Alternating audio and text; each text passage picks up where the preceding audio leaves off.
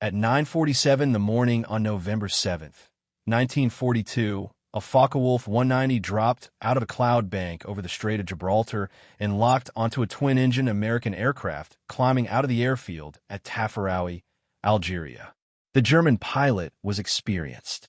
He had made this calculation before over occupied France, over the Channel, over the fields of southern England. He knew what a kill shot looked like. He pulled in tight, let the range collapse to under 300 yards, and opened fire with his 20mm wing cannon. The American airplane did not go down. It absorbed the burst, rolled away, and climbed. The German pilot tried again. The American climbed faster than he did. He broke off. The aircraft he had failed to kill was a Lockheed P-38 Lightning. The pilot who walked away from that engagement filed a report that used words like "no perceptible damage" to describe what the cannon shells had done to his aircraft. That report went into a file at 12th Air Force Headquarters, and from there it moved up the chain, and eventually it reached men who had spent several years trying to understand why an airplane that had nearly been canceled before the war began had become, by late 1942, one of the most difficult aircraft in the Allied inventory to destroy. If you're enjoying this deep dive into the story, hit the subscribe button and let us know in the comments where in the world you are watching from today.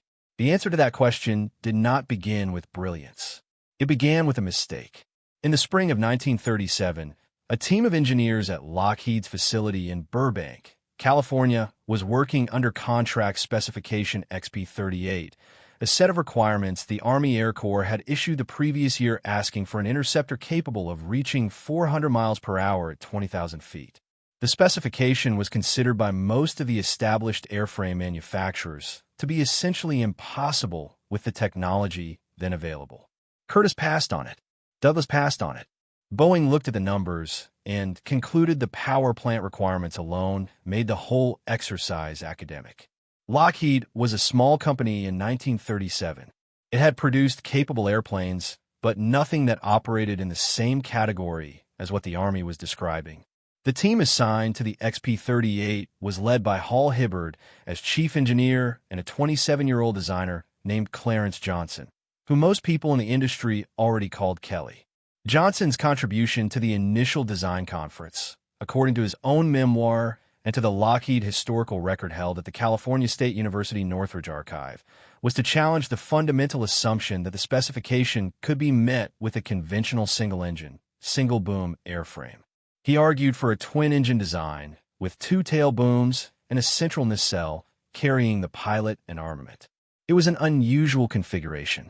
Several people in the room thought it was too complicated. What happened next is where the mistake enters the story. The XP-38 required engines capable of sustained high-altitude performance. The Army specification called for Allison V-1710 liquid-cooled engines, a 12-cylinder power plant that Allison Engine Company in Indianapolis had been developing through the mid-1930s. The V-1710 was, on paper, a capable engine. It produced around 1,000 horsepower in its early configurations and had the long, narrow profile that worked well in a fighter airframe. The problem was the turbo supercharger. High-altitude performance in a piston-engine aircraft depends on forcing compressed air into the engine intake as ambient air pressure drops with altitude. In 1937, the technology for doing this reliably at sustained combat power settings above 20,000 feet was still being worked out. General Electric was developing a turbo supercharger unit designated the B-Series, and the installation on the XP-38 prototype required routing the hot exhaust gases from the engines through ducting that ran through the booms to drive the turbo units. The engineers at Lockheed laid out this routing system in the most direct configuration available. Hot exhaust ducting ran close to other structural components. The intercoolers that reduced the temperature of the compressed air before it entered the engine were designed for a specific thermal load under specific conditions. What they did not fully account for, and what would not become apparent until the aircraft was actually being flown hard in combat conditions, was what happened to that thermal management system when the airplane was pushed into a sustained high-speed dive. The XP-38 prototype first flew on January 27, 1939. The Army Air Corps pilot who flew it that day Lieutenant Benjamin Kelsey, managed to set a transcontinental speed record on the aircraft's second flight, covering the distance from Marchfield in California to Mitchell Field in New York in 7 hours and 2 minutes, an average speed that no other American aircraft of the period could have matched. The aircraft landed short of the runway on that second flight, running out of fuel, and was substantially damaged. The Army classified the record attempt anyway and did not release it to the press. The XP-38 was already drawing interest that went beyond the usual procurement process. But the thermal problem had not yet revealed itself, because the transcontinental flight had not involved the kind of sustained high-speed descent from altitude that would define combat operations over Europe. That problem would take 3 more years in a European theater to make itself known in the most unambiguous way possible. Between 1939 and 1941, the production variants of the P-38 were developed through a series of experimental and limited production models designated the P-38 through P-38E. Each incorporated refinements to the original design. The cockpit was enclosed and pressurized in later variants. The armament, which Johnson had deliberately concentrated in the nose rather than spreading it across the wings in the conventional arrangement, was standardized at 4 50-caliber Browning machine guns and 1 20mm Hispano cannon. The nose concentration meant that, unlike wing-mounted guns, which were harmonized to converge at a specific range, the P-38's weapons fired in parallel, with effective accuracy from the very start of a gunnery pass, and without the convergence distance problem that plagued wing gun fighters. By late 1941, the Army Air Forces, as the service had been redesignated, had placed substantial orders for the P-38. Britain had expressed interest and placed its own procurement through the British Purchasing Commission, though those aircraft were modified to remove the turbo superchargers, a decision made partly on grounds of secrecy around the turbo technology and partly on grounds that the British Air Ministry doubted the reliability of the system. The British version, designated the Lightning I by the RAF, was subsequently found to be severely underpowered compared to the American variant and was not put into frontline service. The American aircraft, however, was beginning to demonstrate something in flight testing that the performance figures had only hinted at. At altitude, with the turbo superchargers functioning, the P-38 was faster than anything the Luftwaffe was flying over Europe in 1941.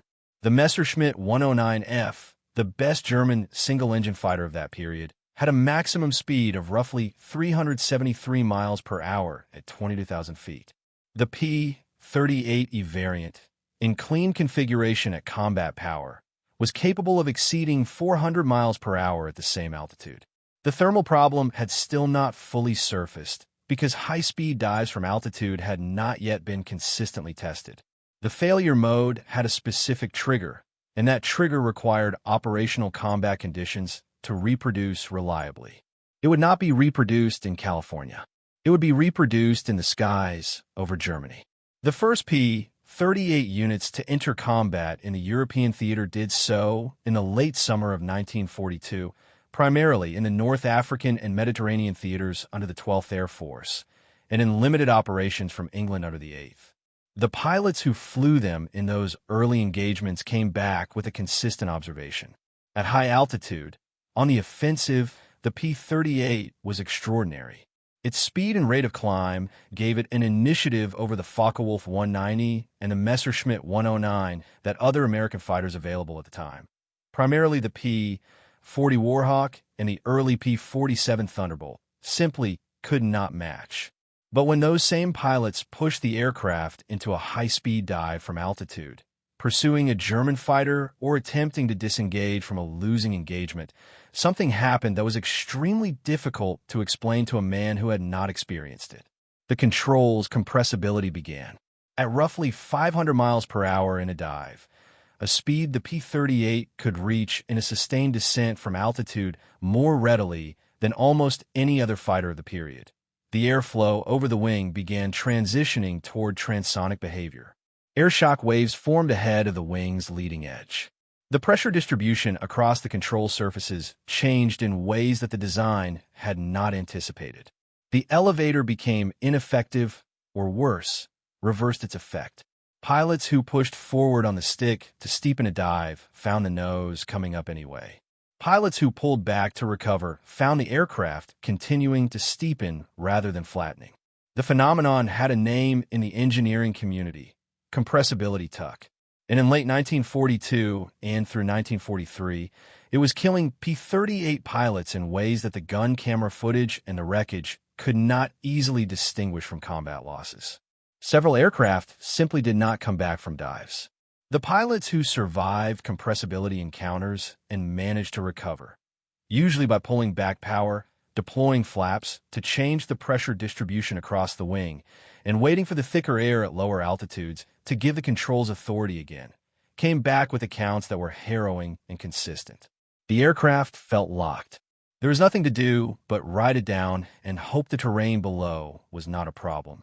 The Luftwaffe discovered this, not through any intelligence channel, not through any capture document, but through the simplest possible method. German pilots learned that if they were in a defensive engagement with a P-38 and pushed into a hard dive, the American aircraft frequently could not follow. The P-38's advantages at altitude, its speed, its climb rate, its firepower, evaporated the moment the engagement went below a certain altitude threshold or into a sustained descent. Luftwaffe training documents from a period, some of which were recovered after the war and analyzed by the United States Army Air Forces and the post-war intelligence summaries compiled at Wright Field, noted this specific vulnerability. The recommended counter-tactic was to engage P-38s at altitude if necessary, then break downward. Not because the German aircraft were faster in a dive. In most cases they were not. But because the P-38's controllability problems at high dive speeds meant the American pilot faced a choice between following the enemy into a regime where his own aircraft might not respond as expected or breaking off and ceding the engagement. For a long-range escort fighter, whose purpose was to stay with bomber formations through whatever defensive maneuvering the bombers required and through whatever offensive passes the German fighters attempted, the compressibility problem was not merely inconvenient. It was operationally compromising. If you find this story engaging, please take a moment to subscribe and enable notifications. It helps us continue producing in-depth content like this. In the fall of 1943, the 8th Air Force was trying to put together a long-range escort program for its heavy bomber operations over Germany. The B-17 Flying Fortresses and B-24 Liberators of the 8th were suffering unsustainable loss rates on deep penetration missions. The Schweinfurt raids of that year, the August 17 strike, and the second Schweinfurt on October 14th, produced casualty rates that could not be absorbed without destroying the strategic bombing program entirely. On October 14th, 60 B-17s were lost out of 291 dispatched, with additional aircraft damaged beyond repair. 26% of the aircraft that crossed the German border did not come home. The P-38 was the only American fighter with a range to accompany those bombers deep into Germany. The P-47 Thunderbolt, which was the primary escort fighter available to the 8th at that time, had the performance characteristics to fight the Luftwaffe at altitude, but its fuel consumption was such that it could not stay with the bombers beyond the German border with a meaningful fuel reserve. External drop tanks extended its range, but not enough for the deep targets. The P-38 had the range. Its twin-engine configuration and fuel capacity gave it an operational radius that the 8th needed. The problem was that the compressibility issue, combined with a second and related problem that had been there since the aircraft was designed, was degrading its effectiveness precisely in the conditions that the escort mission required. The second problem was the cockpit heating system. In 1937, when Kelly Johnson and Hall Hibbard were laying out the XP-38's structural design, the decision to place the pilot in a central nacelle between two engine booms made good aerodynamic sense. The nacelle was short, the pilot sat close to the wing center of pressure, and the weight distribution was well balanced. What it also meant was that the pilot was separated from the engines. In a conventional single-engine fighter of the period, the exhaust heat from the engine provided a degree of passive warming to the cockpit by conduction through the firewall and surrounding structure. The pilot was essentially sitting next to a running engine. In the P-38, The engines were in the booms on either side. The central nacelle was insulated from both of them. At high altitude over Germany in the winter of 1942 and 1943, where outside air temperatures could drop to minus 65 degrees Fahrenheit or colder, the cockpit heating system became critical to the pilot's ability to operate the aircraft. The heating system as designed was inadequate for sustained operations at those temperatures and altitudes. Pilots reported frozen controls. They reported oil congealing in the gun mechanisms. They reported their hands losing dexterity through insulated gloves. They reported glycol coolant in the engine lines behaving unpredictably in the cold. The aircraft that had been designed to operate at altitude was, in the specific cold of a European winter at altitude, having its performance degraded by the same conditions that defined its operational environment. German pilots who analyzed the P-38's performance over the 8th Air Force's escort missions in late 1943 noticed something that the post-war interrogation reports compiled by the United States Strategic Bombing Survey captured in some detail.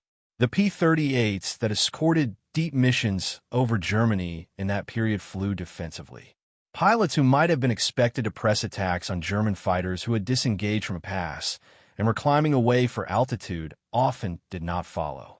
Pilots in the thick of a turning engagement at high altitude sometimes broke away rather than continuing.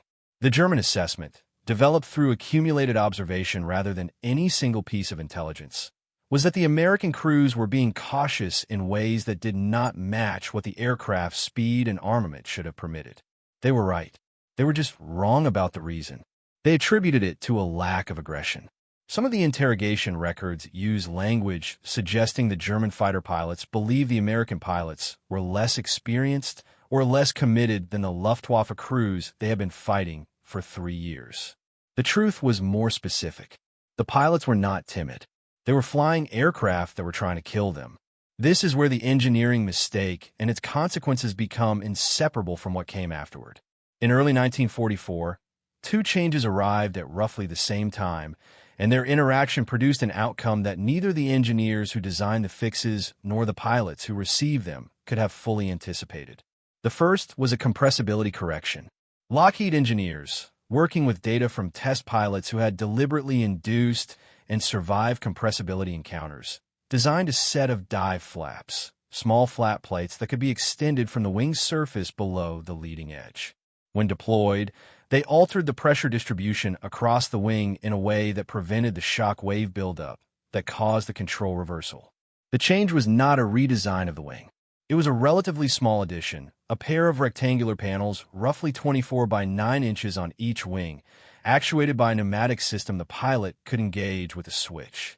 In testing at Lockheed's Palmdale facility and at Wright Field, the modification proved effective. P-38s with the dive flap installation could be pushed to higher speeds and dives without the tuck phenomenon taking control away from the pilot. The dive flaps began to appear on production aircraft as the P-38J variant entered service in the summer of 1943, and they were retrofitted to earlier aircraft in the field through modification kits. The change was documented in the tactical manual issued to P-38 groups in the European theater, though the full implications of what the fix made possible did not translate into changed pilot behavior overnight. Training on the modification took time to propagate through the operational units. The second change was to the cockpit heating system. The fix was more straightforward in concept than in execution. A redesigned heating duct system that drew warm air from the engine intercoolers and directed it into the cockpit more efficiently. The redesigned system, incorporated into the P-38J production line alongside the dive flap installation, raised cockpit temperatures at altitude by enough to make the difference between a pilot who could operate the throttles, the gun trigger, and the radio with full manual dexterity and a pilot who was managing a progressive loss of function in his hands and feet. The P-38J also incorporated a more powerful version of the V-1710 engine, the -89 and -91 variants, that produced 1,275 horsepower in military power settings and allowed a boost to war emergency power that pushed the aircraft's top speed above 414 miles per hour at 25,000 feet. What Lockheed and the Army Air Forces had produced was not a new aircraft. It was the same aircraft. The twin-boom configuration, the nose armament, the turbo superchargers, the fundamental layout that Kelly Johnson had proposed in 1937 was unchanged. What had changed was the resolution of two failure modes that had been suppressing the aircraft's effectiveness in the specific conditions of European high-altitude winter combat. The pilot who climbed into a P-38J in early 1944 could do something that the pilot who had climbed into a P-38F 18 months earlier could not. He could follow a German fighter into a dive without surrendering control of his own aircraft. He could arrive at altitude in winter with his hands functional. He could choose, in the middle of an engagement, to press rather than brake. That choice, the simple availability of it, changed everything about what the aircraft was. The results across the European theater in the spring and summer of 1944 are documented in the mission reports of the 8th Air Force's P-38 groups and in the encounter reports filed by individual pilots. The 20th Fighter Group, the 55th Fighter Group, and the 56th Fighter Group all operated P-38s during the escort campaign that preceded and accompanied the Normandy landings. The encounter reports from those units in the period between January and June of 1944 describe a different aircraft than the one that had been flying escort in late 1943. German fighter formations that had learned to break downward to escape P-38s found, beginning in the spring of 1944, that the tactic no longer worked as reliably as it had. Pilots who dove away from the nose-mounted cannon of a P-38 and expected the American to either break off or lose controllability in the descent found instead that the P-38 came with them. The institutional knowledge the Luftwaffe had accumulated about P-38 vulnerability in dives was not wrong. It was out of date. The kill ratios from those escort missions tell part of the story, though they require context. The P-38 was never the highest-scoring aircraft of the European theater in terms of kills per sortie.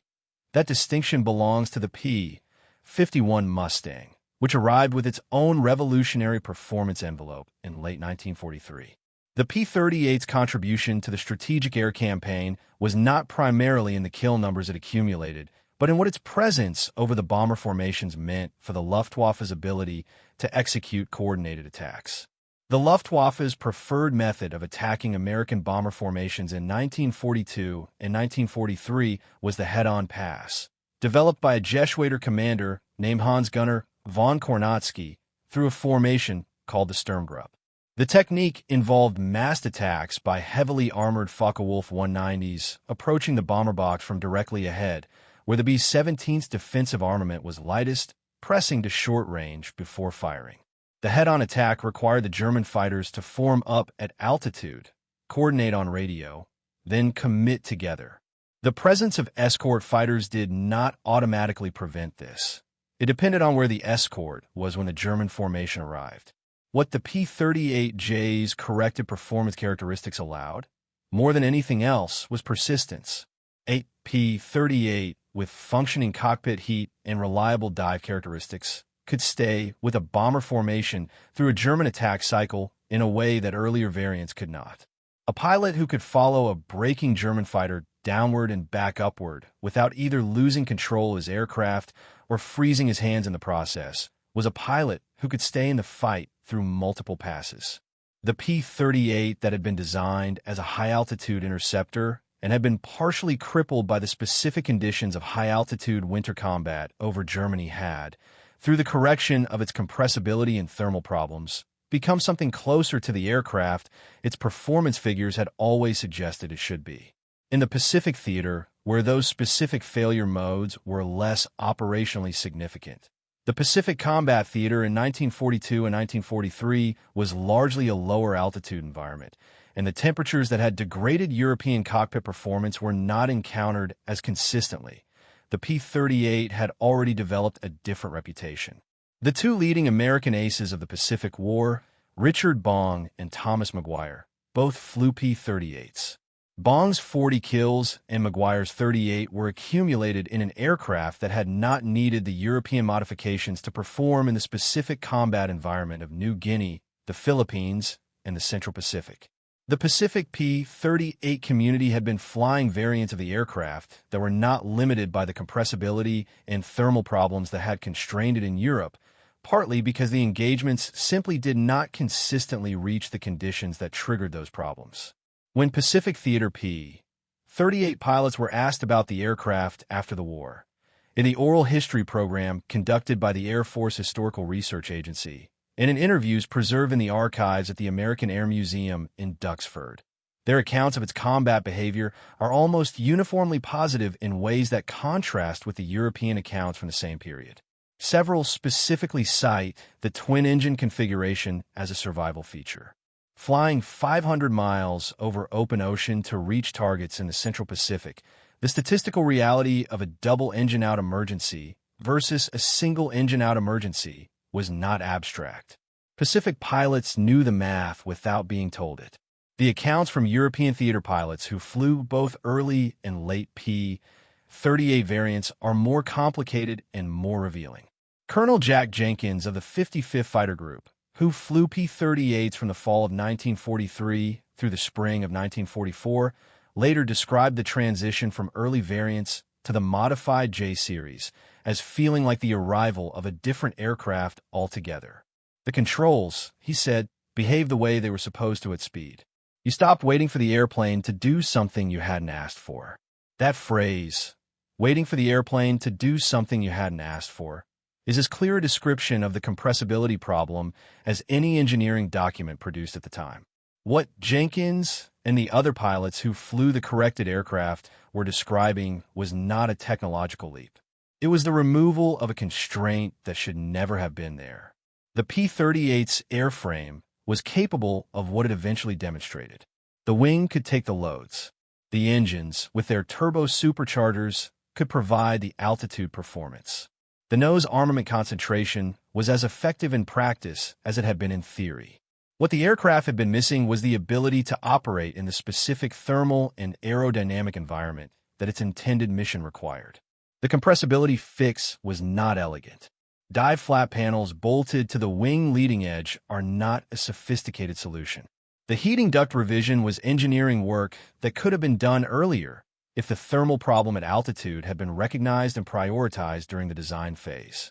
Neither modification required insight that was not available in 1937. They required, instead, the specific experience of operating the aircraft in the specific conditions it was designed for, and that experience could only be accumulated in combat. The mistake, in other words, was not a failure of intelligence or a fundamental design error. It was a failure of the test and development program to replicate the conditions under which the aircraft would actually be flown. The engineers who laid out the XP-38 in 1937 were not testing it at minus 65 degrees Fahrenheit at 25,000 feet in sustained dives from combat altitude. They were building something new and trying to meet a specification that had seemed nearly impossible 2 years earlier. The failure modes that would only emerge in combat over Germany were not visible in California. This is the irony at the center of the story. The P-38 Lightning that German pilots came to fear in the spring and summer of 1944 was not a new design. It was the same airframe that those pilots had partially learned to counter in 1943. The aircraft that had been vulnerable in dives became lethal in dives. The aircraft that had been limited by cold became fully capable in cold. The corrections were not dramatic. The aircraft that had been designed to be extraordinary, built with a mistake embedded in its thermal and aerodynamic management, fought through 2 years of combat with that mistake suppressing part of what it was, and then flew the last 18 months of the war closer to what its designers had intended. That aircraft was never quite given the unambiguous reputation that the P-51 Mustang accumulated in the European theater, partly because the Mustang arrived after the P-38's most difficult period was over, and partly because history has a tendency to remember the aircraft that were consistently capable over the aircraft that became capable. The engineers who put the dive flap panels on the wing leading edge of the P-38J did not know they were changing how German pilots would die over Germany in the spring of 1944. They knew they were solving a control problem that test data had confirmed was real and dangerous. The engineers who redesigned the cockpit heating ducts did not know they were changing the outcome of escort missions over Schweinfurt and Berlin. They knew they were fixing something that was making pilots miserable and ineffective at altitude. The connection between the fix and its consequences was not visible from a drawing board in Burbank. It was only visible in retrospect, in the encounter reports and the kill tallies and the interrogation transcripts of German pilots who described fighting an aircraft that had stopped behaving the way they had been trained to expect. What the compressibility correction and the heating fix produced, in combination, was not a better airplane. It was the airplane that had always been there, freed from the specific constraints that had been preventing it from expressing what it was built to do. That is not a story about engineering brilliance.